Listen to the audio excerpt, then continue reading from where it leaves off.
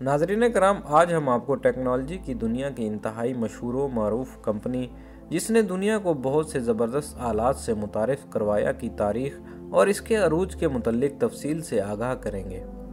इस कंपनी का नाम सोनी कॉरपोरेशन है और आम तौर पर इसे सोनी के नाम से जाना जाता है।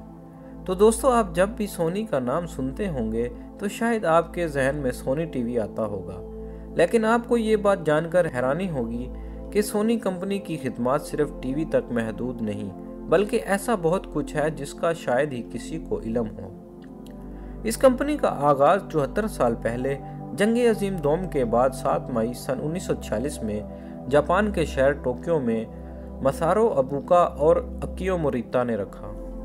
उस वक्त इस कंपनी का नाम टोक्यो टेलीकम्युनिकेशंस इंजीनियरिंग कॉरपोरेशन रखा गया। इस कंपनी ने जापान का पहला टेप रिकॉर्डर टाइप जी बनाया। 1950 की दहाई के दरमियान इस कंपनी के TR-63 पोर्टेबल ट्रांसिस्टर रेडियोज बड़ी तादाद में अमेरिका में बिकने लगे। उस जमाने में अमेरिकियों को इस कंपनी के जापानी नाम को बुलाने में इंतहाई दिक्कत पेश आती थी, लिहाजा 1958 में इस कंपनी का नाम बदलकर सोनी रख दिया गया।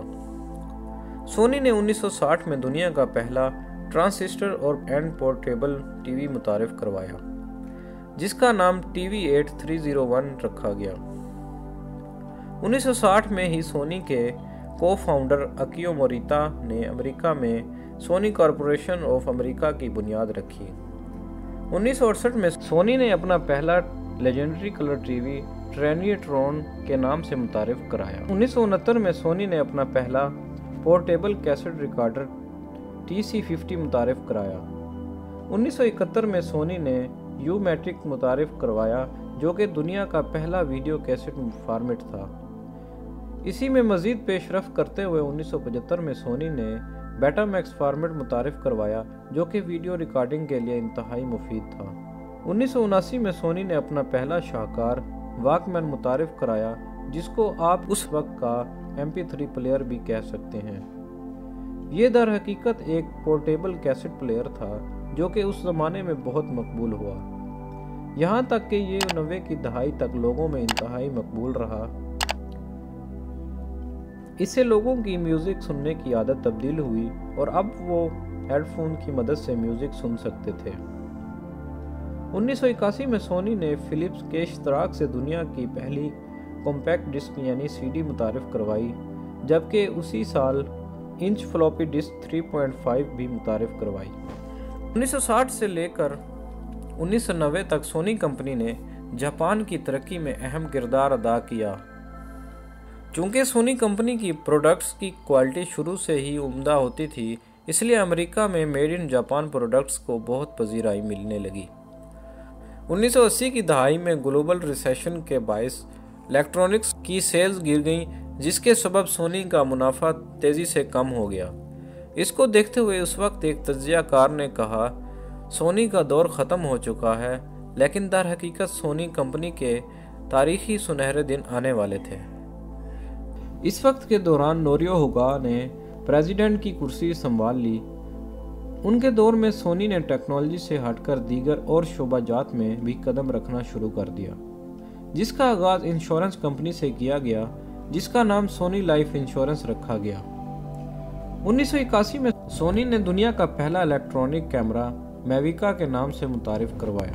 1984 में सोनी ने डिस्कमैन सीरीज मुतारिफ करवाई, जो कि दर हकीकत CD वाला वॉकमैन ही था। ये सीरीज़ पूरी दुनिया में इंतहाई मकबूल हुई।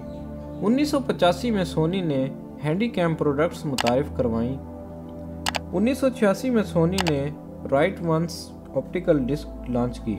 1993 में सोनी ने डॉल्बे डिजिटल साउंड के मुकाबले में अपना साउंड सिस्टम मुतारिफ करवाया, जिसे सोनी डायनामिक डिजिटल साउंड का नाम दिया गया।